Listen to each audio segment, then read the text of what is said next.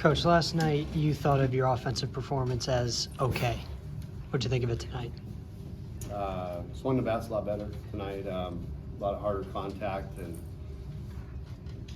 good swings with runners in scoring position. So all in all, top to bottom, that felt like we had 18 hits tonight versus last night. I'm like, I couldn't believe we had 13. But yeah, felt much better, more productive offense tonight, and I guess louder runs. You know, if that makes sense. But they swung the bats very well. Steven's bat's really come along these last couple of weeks, and for a guy that you got out of the transfer portal knowing his greatest skill was defense, how nice is that to see?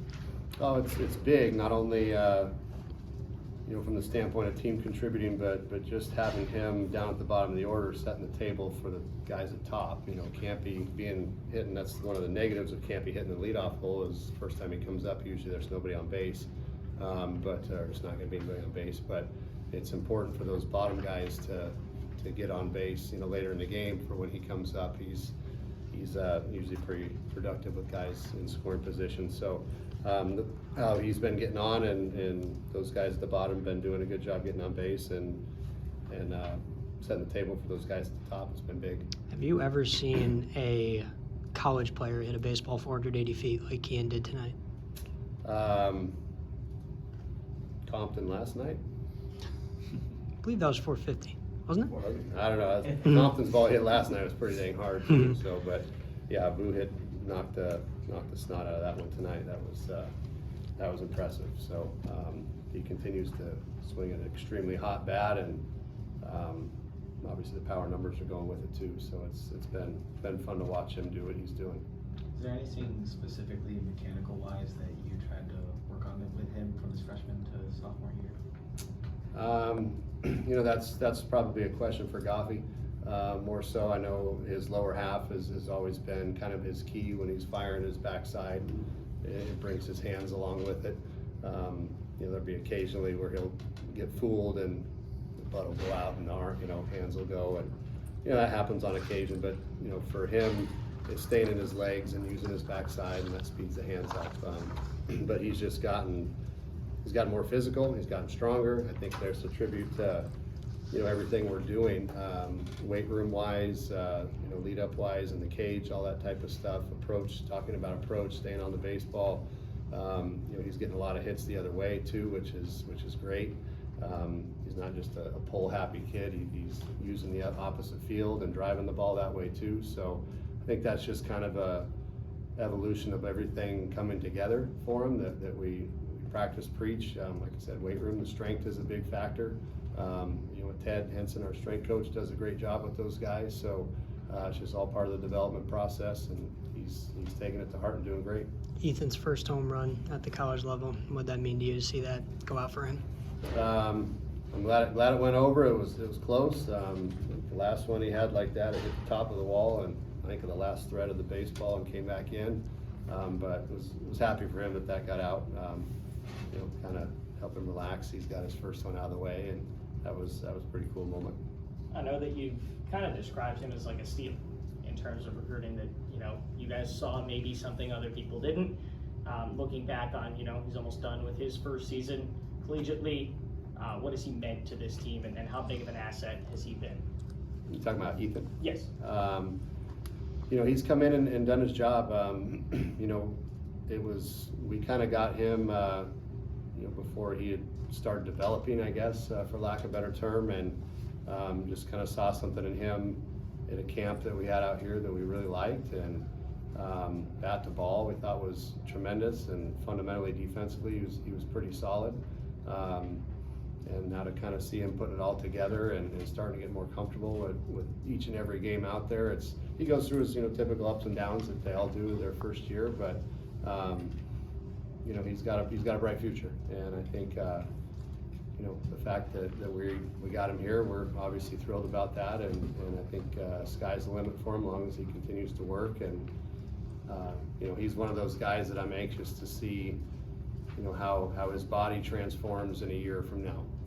Kind of like Kean Vu came in kind of that same type of kid, and after a year later, Kean's chiseled up and strong and wiry, and if we can get Ethan to do the same thing, he's going to be a special player. Is there anything specific in that camp that made you, you know, of all those kids, made you say, oh, this guy should come play for us? No, just something about him that I liked. Fundamentally was good. He was playing at a very good high school down in Texas, and it produces some good players, so he's playing good competition down there. Does well.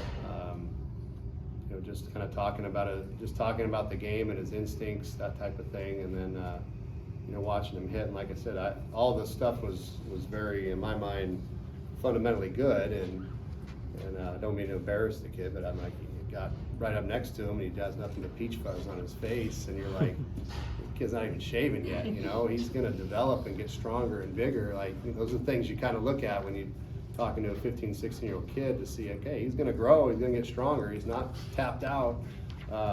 But he's certainly, I think he's still got plenty of room to grow and get stronger and fill out and take strength. And when he puts on more strength, he's got a chance to be really good. Cole was obviously very efficient to start the night. What'd you see from him? You know, he continues to progress and get better. You know, each time out there, there's things still good to work on and polish up with him. But we're trying to continue to run him out there, and you know, the talent level is good. We just have to, you know, continue to pitch, I think, rather than throw, and hit his spots more, and you know, continue developing the off-speed pitches to go along with the low mid-90 fastball. If he can continue to work on, you know, controlling the off-speed and dumping that in for strikes when he has to, and then burying it when he needs to, I think you know, he'll continue to get better. How would you characterize the morale of this team right now? Should be hopefully pretty loose and excited. You know, they're put up a lot of runs the last couple of days, and you know, feel good about yourself, but understand that, hey, we have another tough weekend this weekend against Washington, and we'll enjoy it here for a little bit, but then it'll turn the page and get ready for those guys. So as long as they keep playing free and easy, and you know, enjoying the games that they're playing with each other, and you know, this is what we were kind of hoping for all year. So hopefully they can continue to keep it rolling. Only a couple weeks left in the season. Obviously, you guys have really started to heat up now. How important is it going to be to continue this stretch for the remaining couple of weeks to make sure that you hit the postseason with as much momentum as possible?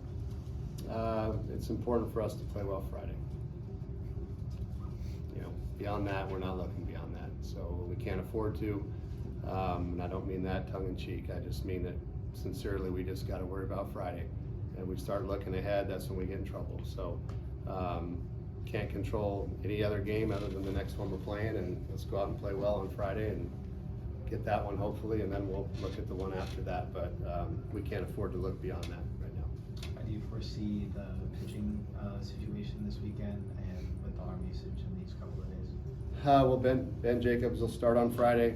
We'll have you know, Marco ready to go Saturday, and then we'll see how it goes from there. Obviously, Hunter got on the mound tonight and threw the ball well. You know, I guess kind of we'll go the same scenario. If we have to use him to win a game on Friday or Saturday, we'll do so. If not, then he'll probably start on Sunday. Injury-wise, do you think he looked pretty good tonight? It's coming out hot. It's, you know, 95, 97 miles an hour. I mean, it's coming out good. I'm like, man, we could have used that on Sunday, but that's okay. As long as he's back on the mend, and we wanted to get him back on the mound regardless, even if it was going to be for 15 pitches or so, just to get him to feel the rubber again, and you know, throw to some hitters and keep him sharp. And I don't know how many pitches he threw. 12 pitches. I mean, perfect. Under 15, and we'll get him ready for the weekend. Thanks, Willie. Thanks, Coach.